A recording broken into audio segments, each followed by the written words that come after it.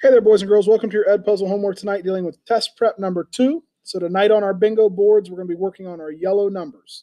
So make sure as we're going through, you're coloring in those numbers the correct color based on how easy you were able to solve the problems that are in front of you. All right, so our first question tonight is question number 4. Take a second to read that over and try to solve it in your journals. All right, now when we look at this number, we really got to analyze what it's asking us to do. Okay, it says Abby writes the number 5,368 on her paper. So you know that's the number she puts down. Now the next thing says Camila also writes a number as follows, which means it's got to meet these 3 clues in order to be correct. So the first clue is it's bigger than 1,000. So the number you came up with has to be bigger than 1,000. But it's got to be smaller than 10,000. So it's got to be somewhere in between those. That's where that idea of place value comes back into play. The next clue says there's only one digit that's a 6. So in your number, you're only allowed to have 1 6.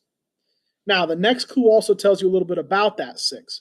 It says the value of the 6 is 10 times the value of the 6 in Abby's number. So again, when we look at Abby's number here, 5,368, the 6 in Abby's number stands for 6 tens. That would really be 60. So what I have to do is I have to make that 60 10 times bigger. 60 times 10 would really be 600. Because think about it. 6 times 1 is 6. You put your 2 zeros at the end. 600. Also think about place value. When you're moving over to the left in place value, you're always getting 10 times bigger because it takes 10 ones to make a 10. It takes 10 tens to make 100, and so on and so on. So when you make your number, you have to make sure your 6 is in the hundreds place. Now, everything else, though, is kind of up to you, as long as it meets those other clues. Okay? Nice job. Next question is question 44. Take a second to read that over and solve. All right, so we're looking here. We're trying to figure out the measure of angle DBE. That's what the question's asking us. What is the measure of DBE? Well, DBE is this angle right here. We don't know that angle yet. However, another clue they gave us in the earlier part of this question says angle ABC is made up of 3 small angles. Those are your 3 angles right there. And you know that whole angle is worth 140 degrees. So ABC is worth 140 degrees. And you already know some of those parts. So you've got to figure out what's missing.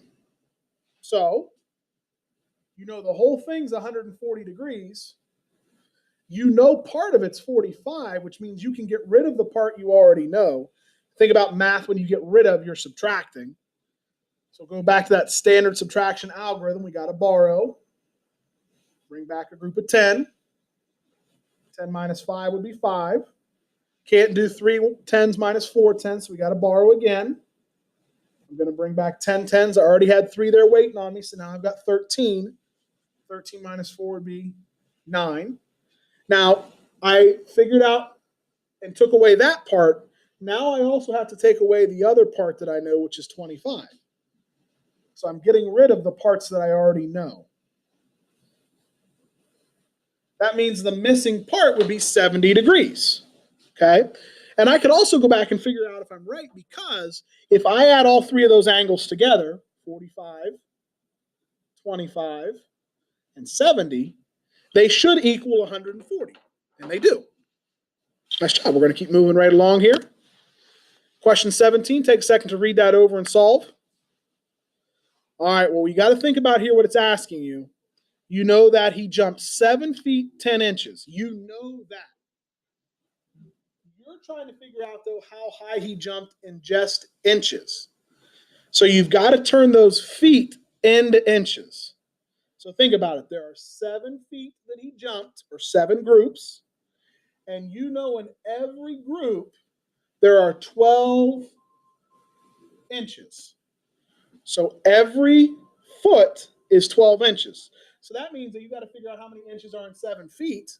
Well, 7 times 12 might be tough, but 7 times 10 is 70.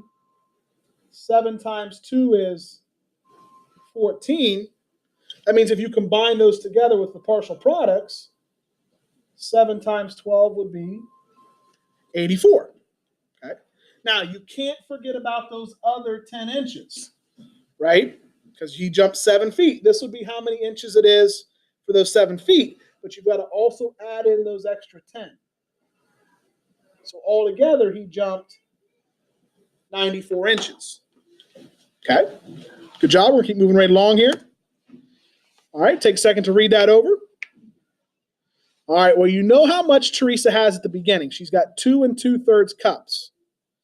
Then you know how much she uses is 1 1/3. So usually in math, when you're using things, that means you're getting rid of them, right?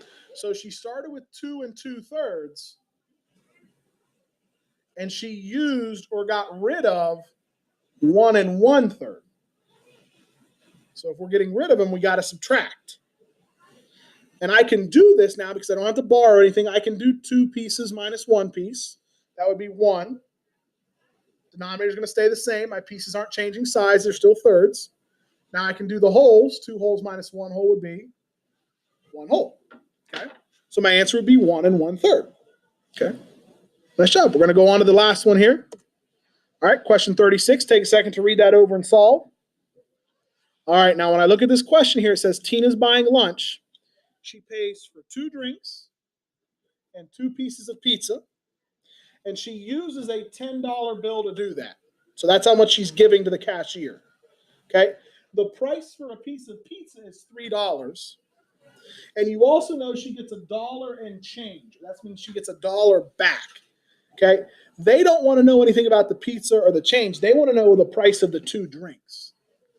So the first thing we got to figure out is, well, she uses a $10 bill. That's what she started with. She paid for 2 pieces of pizza, and each piece is $3. So she's going to get rid of $3 first, because that would be her first piece of pizza. So she's got 7 left. She's going to get rid of another $3. That would be her second piece of pizza. So she's only got 4 left. And you know that when you're all done taking away the drinks, she's going to have $1 left. So you've got to figure out, what are you going to subtract so that she's got $1 left? Yeah, 4 minus 3. That means the 2 drinks all together are going to be